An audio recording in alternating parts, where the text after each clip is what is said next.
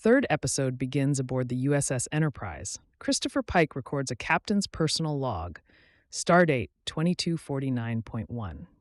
With the ship on a scanning mission, Pike can enjoy the final days with Marie Battelle before she leaves for her new commission.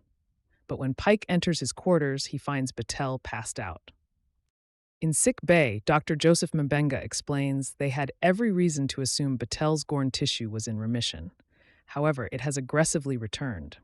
Spock says hope is not lost. The rare chimera blossom might offer a solution by removing invasive molecules. But as Christine Chappell explains, the flower can only be found on Kenfor. Located in a no-fly zone, Kenfor was the site of a Federation base studying crop longevity. However, Klingons invaded it early in the war. The Federation's claim fell in dispute. Both sides agreed to leave. Traveling there violates multiple treaties. Battelle doesn't want people to take risks on her account. Pike says he won't let her die. The mission will be off the books. Spock proposes a minimal away team, himself and Mbenga, but Pike insists he go in Spock's stead. On the bridge, Una is in command. La'an notes the treaty line boundary is along a giant dust belt. Erica hasn't flown into disputed Klingon territory in a while. Chin Riley reminds Ortegas that the Enterprise won't be entering the disputed territory. Once the shuttle is on the other side of the dust belt, personal comms will be down. Nyota Uhura establishes an encrypted channel between the Enterprise and the shuttle. Pike will check in hourly. The Enterprise jumps to warp and arrives at the dust cloud. Ortegas navigates between the debris. The shuttle departs the Enterprise with Pike and Mbenga aboard. Pike and Mbenga reminisce, but they're interrupted. Scanners detect a Klingon communications beacon. It broadcasts a warning telling people to turn away from the planet or die. On Kenfori's surface, Mbenga's scan reveals no life signs. Despite the fact that they're standing in a jungle, no flora or fauna is detected at all. They locate the research facility. Samples of the flower may be inside. Pike and Mbenga arrive at the facility. The door was barricaded shut. Plants crawl up the wall, but the auxiliary power still works. Soon, Pike locates chimera blossoms. Mbenga masks up and tells Pike not to touch the flowers directly. He secures a sample. Pike asks if Battelle can be saved. Mbenga says the flower is their only hope, but it is a chance. Pike collects a sample as well, but he finds a boot at the base of the plant. It still has a foot inside it. On Enterprise, a signal is detected moving towards the planet. Spock suggests it could be naturally occurring. Ortegas suggests a secondary scan. The signal is a Klingon battlecruiser. Chin Riley is loath to move in, not wanting to assume causation. Ortegas' fear is clearly unassuaged. Mbenga determines the leg is wounded in the same way as the skeleton outside. Pike says they got what they came for, so they should go. They hear a distant roar. Mbenga still doesn't find any life signs. A Klingon shuttle flies overhead. It destroys our hero's shuttle. Soon, a trio of Klingon warriors enters the facility. The Klingon in charge instructs them to keep their weapons fully charged. Pike says it's a hunting party. Mbenga posits they want to make an example of them. They hide as the Klingons continue hunting them. Shots are exchanged. The Klingons have our heroes at their mercy. In Enterprise Medical, Ensign Gamble administers treatment to Battle, whose condition is worsening. Spock arrives and mentions Vulcan techniques for overcoming pain, but there is no time for Battelle to master it. Chappell suggests Spock help out via mind meld. Battelle consents. Spock mind melds with Battelle. Visions of baby Gorn appear. Soon Spock is screaming and seeing like a Gorn. He attacks Gamble. Chappell slaps him, bringing him back to reality. Spock tells Battelle he absorbed her pain, but also saw something that was both part of her and not. Battelle asks if it was Gorn. Spock can't answer, but Battelle's pain has been reduced. In the observation lounge, Chin Riley tells the command crew that the away team missed check-in. However, their transponders are still active. Chin Riley posits it could be comms trouble or something else. Chin Riley tells the command crew they need to get within emergency beaming range without attracting attention. Spock suggests traveling at low impulse to evade sensors. La'an says this may be possible if they go slowly and shut down non-essential systems. It might be worth the invisibility, but it would take 4 hours to arrive. Chin Riley says make it so. Ortegas protests. She says the Klingons already know about the away team. Therefore, their priority should not be stealth, but getting Pike and M'Benga out swiftly. Chin Riley says this would violate the border treaty. Uhura chimes in. Dust belt interference makes transporting impossible.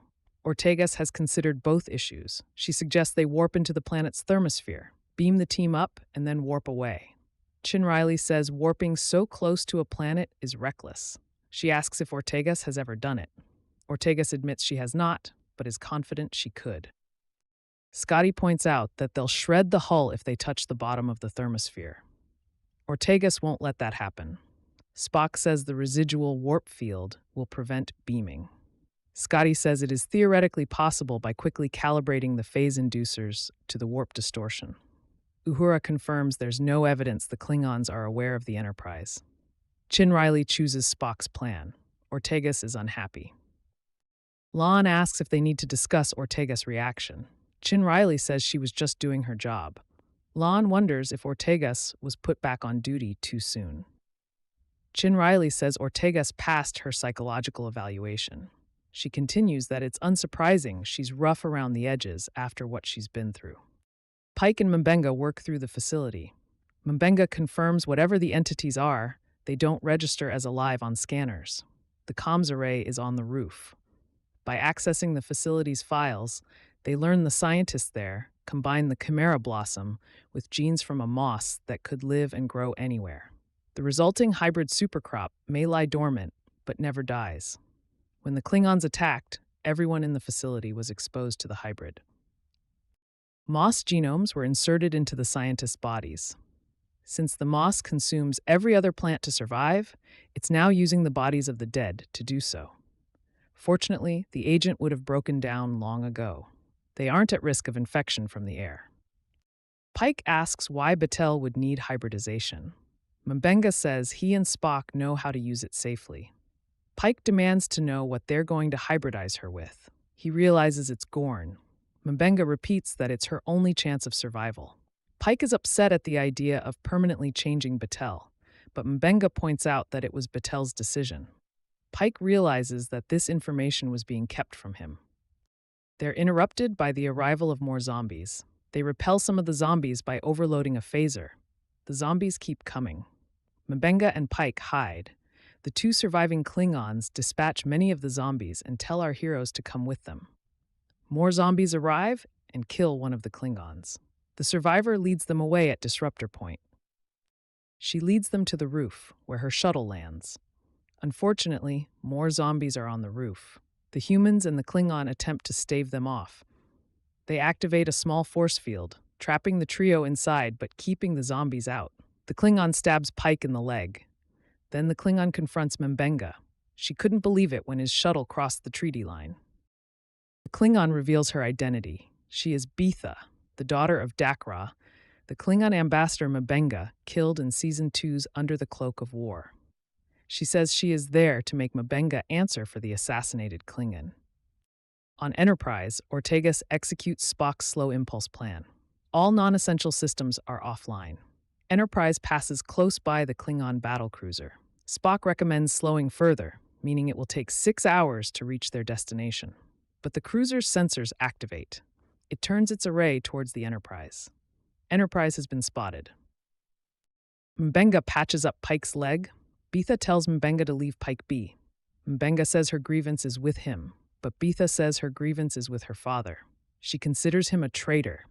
Dakra dishonored her family. She could only restore her name by assassinating him, but M'Benga got to him first. By killing her father's assassin, she can restore her honor. Pike says M'Benga killed Dakra in self-defense. Beetha puts a blade to Pike's neck and asks if M'Benga assassinated Dakra or not. On Enterprise, the Klingons refuse to respond to hails. Lon says, although they haven't raised shields, the Enterprise should while they can. Chin Riley says that sends the wrong message. Ortegas has another outburst. She says they're past diplomacy. Chin Riley asks why she did this in the midst of executing orders. The cruiser raises shields. Chin Riley orders evasive maneuvers. On the rooftop, M'Benga admits he assassinated Dakra. He says he could have stopped him, but he took the opportunity to kill a mass murderer, and he would do it again. Mbenga says it may have been dishonorable, but there was justice. He lied to protect the monster that is still inside in case he is eventually needed again. Beetha demands Mbenga pick up the blade and face her. Mbenga tells Pike to escape. Then he picks up the blade. The ritual combat involves tying fabric stained with Dakra's blood to their respective arms, keeping them in close combat. They begin the battle. Both score superficial hits. Mbenga loses his blade first, then Beetha does as well. Mbenga picks her blade up and demonstrates that he could slit her throat, but does not. Instead, he unwraps his arm from the fabric. Beetha protests. He cannot forfeit. Mbenga says it's too late. Mbenga helps Pike to his feet. Beetha says sparing her life damns her to a fate worse than death. The force field is about to go down, allowing the zombies inside. Meanwhile, Enterprise is at warp. They drop out of warp in the thermosphere. Scotty tells them to cut engines. Then he works on adjusting the transporter. On the rooftop, the force field is back up but won't hold for long. The trio dispatches the zombies that made it inside when the force field briefly went down. Pike tells Beetha they can work together to get out alive. Instead, Beetha begins firing her disruptor to distract the zombies.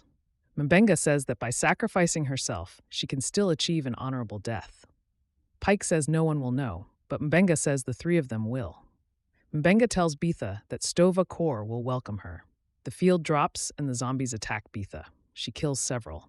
Mbenga and Pike head for the shuttle.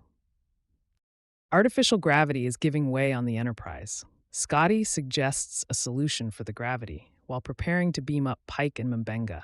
On the planet, the zombies devour Beetha as Pike and Mbenga beam away. Uhura reports comms are being scrambled. The cruiser is on an attack course with Enterprise, but they jump to warp before the Klingon torpedo hits home. Pike's supplemental log. They return from the mission with a single chimera blossom. Batel's therapy can begin once Spock has finished his work. Pike wonders what effects this might have on Batel. Mbenga asks if Pike is going to turn him in. Pike understands why Mbenga kept certain things secret, but he wishes he knew some things sooner. Nevertheless, Pike won't report Mbenga.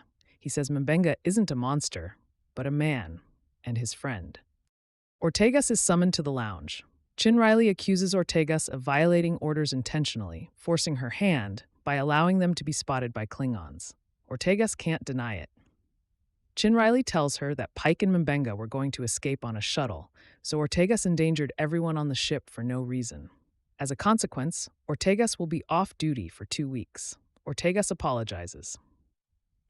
Batel is pouring wine in Pike's quarters when Pike enters. Pike asks why she didn't inform him about her treatment plan. Batel says she doesn't have space to worry about how her dying hurts his feelings. Pike insists he'll be there for her no matter what decision she makes. Batel says he would have demanded they find another way. But there isn't another way.